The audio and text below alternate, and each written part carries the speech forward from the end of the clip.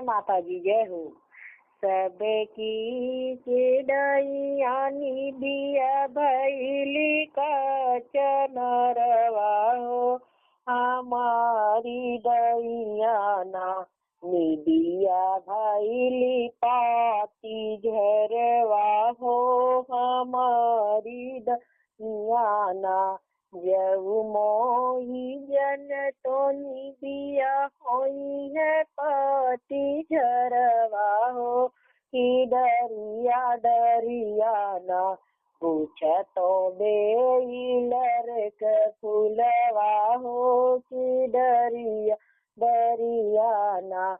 सबकी के दैयानी बिया भैली कचनरवा हो, हमारी दैयाना निबिया भैली पाती झरवा हो, हमार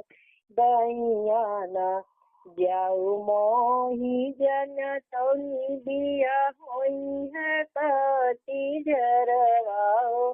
कि डरिया डरिया पूछा तो कानइल के फूलवा हो, कि डरिया डरियाना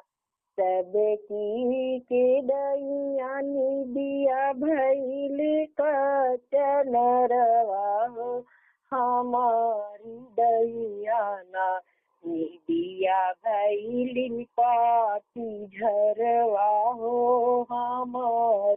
दैयाना जाऊ मोही जन तो निबिया होई है पाती झरवा हो, कि डरिया डरिया ना गुच्छा तो याढ़उल के फूलवा हो, कि डरिया डरिया ना। जय माता जी।